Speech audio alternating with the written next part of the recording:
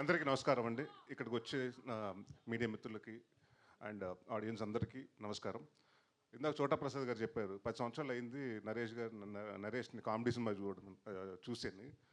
మార్చింది మీరే. ఇదిగోండి ఈయన రాజా గారు, చోటప్ గారు, బ్రహ్మ గారు వీళ్ళందరూ నాందితోటి నన్ను అంటే డిఫరెంట్ సినిమాలు చేద్దామని నన్ను ఎంకరేజ్ చేశారు. But the same time I always అంటే నేను ఎప్పుడు చెప్పాను కామెడీని ఎప్పుడు వదలలేదని. I was waiting for a right script and చాలా రోజుల తర్వాత నాకు చంద్రమోహన్ గారు వచ్చి ఒక కథ చెప్పారు. దాని తర్వాత ఆ కథ బాగా నచ్చింది. అండ్ ఇంకో హ్యాపీయెస్ట్ విషయం ఏంటంటే అన్నపూర్ణ అండ్ అలాగే హాస్య వారిద్దరు కొలాబరేట్ అవుతున్నారంటే దాట్స్ అంటే ఒక వన్ ఆఫ్ ద బ్లెస్సింగ్స్ అని చెప్పొచ్చండి. ఎందుకంటే మా అందరికీ తెలుసు చిన్నప్పటి నుంచి నేను నాగార్జున గారు పెద్ద ఫ్యాన్ని. దాని తర్వాత ఆయనతో యాక్ట్ చేశాను నా స్వామి రంగాలు. ఇప్పుడు ఆయన ప్రొడక్షన్లో సినిమా చేస్తున్నాను. So it's all dream come true అన్నట్టు ఉంది. అండ్ ఈ సినిమా నేను డెఫినెట్గా చెప్తానండి. అంటే శ్రీనివాస్ రెడ్డి లేడు, ఇవాళ రాలేదు. పెద్ద నరేష్ గారు ఆయన కూడా షూటింగ్లో ఉన్నారు. మేము రెండో రోజు మూడో రోజు షూటింగ్ చేస్తుంటే శ్రీనివాస్ రెడ్డి వచ్చి నా దగ్గరకు వచ్చి ఒకటి అన్నాడు. అన్న ఒకటి చెప్పాలన్నాడు. ఏంటన్నా? నాకు ఎందుకు ఈవి వచ్చిన కదా సెట్లో వచ్చినట్టుందన్న చాలా రోజుల తర్వాత. ఎందుకంటే అంతమంది ఆర్టిస్టులు 30-40 మంది ఆర్టిస్టులు అండి. అంటే కరోనా తర్వాత తెలియకుండా సినిమాలు కానివ్వండి లేకపోతే టెక్నీషియన్స్ కానివ్వండి యాక్టర్స్ని కానీ కుదించడం మొదలుపెట్టారు. బట్ ఈ సినిమాకి మాకు చాలామంది కావాల్సి వచ్చారు. దాదాపు 30-35 మంది యాక్టర్స్ అండి, కామెడియన్స్ కానివ్వండి, అందరూ క్యారెక్టర్ ఆర్టిస్టులు కానివ్వండి. సో ఐ వాస్ చిన్న కొంచెం భయం ఉంది రాజా గారు ఎక్కడ అని. బట్ రాజా గారు అనుకున్నట్టు అందరినీ తీసుకొచ్చారు, ఎక్కడ కాంప్రమైజ్ అవ్వలేదు. And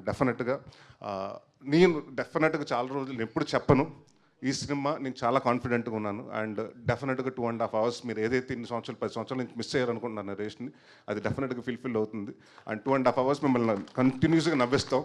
and thanks to Surabhi for been a costar, wonderful costar. And మా రంభ, ఊరచి, మేనక వీళ్ళతోటి సెట్లు అంటే ఇప్పుడు తెలుసు కదా, ఒక్కొక్కరు దిగటానికి ఎంత టైం పట్టింది క్యారవాన్ నుంచి రావడానికి. బట్ ఎప్పుడు పాపం అంటే ఎస్పెషలీ వీళ్ళు ముగ్గురు గురించి ఎందుకు చెప్పాలంటే డిసెంబర్లో షూటింగ్ చేస్తున్నాం. ఆ టైంలో ఆల్మోస్ట్ 6 to 7 ఉంది.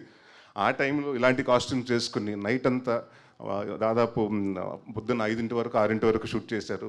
అండ్ వాళ్ళు చాలా సిన్సియర్గా చేశారు. అండ్ అందరికీ ఈ సినిమా చేసిన ప్రతి ఒక్క టెక్నీషియన్స్కి, అలాగే మా నందు గారు, నాకు ఆయన చాలా ఇష్టం. అంటే చాలామంది అడుగుతున్నారు కామెడీ సినిమాలు ఎందుకు రావట్లేదు ఈ మధ్యకాలం అని. కామెడీ రాసి వాళ్ళు తక్కువయ్యారు.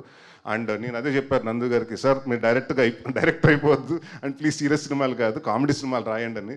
అండ్ ఆయన ఒక విజన్, చంద్రమోహన్ గారు ఎంత అనుకున్నారంటే ఆ విజన్ని 100% అంటే నేను చదువుతున్నప్పుడు కూడా అంటే ఫస్ట్ మీ నవ్వుకుంటే ఆన్ సెట్లో అది డెఫినెట్గా అది వస్తుందని నేను అనుకున్నాను.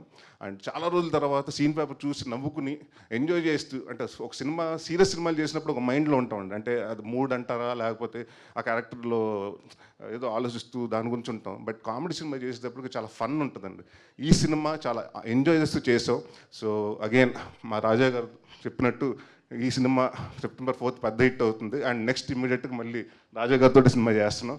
అండ్ మా చైతన్య భరద్వాజ్ గారికి మంచి ఇది ఇచ్చారు, మాకు సాంగ్స్ ఇచ్చారండి. అండ్ ఆర్ఆర్ కూడా చాలా బాగా చేశారు.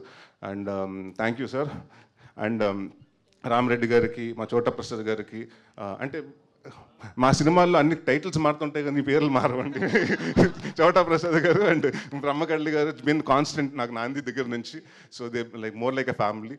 అండ్ ఈ సినిమా ప్రతి ఒక్కళ్ళు ఒక ప్యాషన్ తోటి, అంటే మేము కొట్టి చూపించాలి హిట్ 100%. అండ్ కామెడీ సినిమా చాలా రోజుల తర్వాత వస్తుంది కాబట్టి జనాలు ఏదైతే ఎక్స్పెక్ట్ చేస్తారో అప్పటికిప్పుడు కొంచెం కామెడీ మారింది. సో అప్డేటెడ్గా మేము అన్నీ తీసుకుని వస్తున్నాం.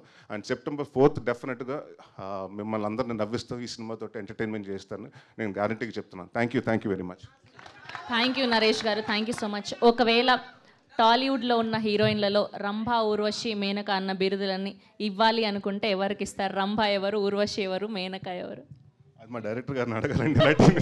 మీరు చెప్పండి. యాజ్ ఎ హీరోగా నార్మల్గా అండ్ చాలా వర్క్ చేసిన వాళ్ళు కాదు మిగతా హీరోయిన్లు అంటే అందరూ అంటే మంచి యాక్టర్సే కదండి. మీ సినిమా టీం కాకుండా మిగతా హీరోయిన్లలో రంభ అని ఎవరిని చెప్పండి అమ్మా, ఎవరన్నా చెప్పండి మీరు.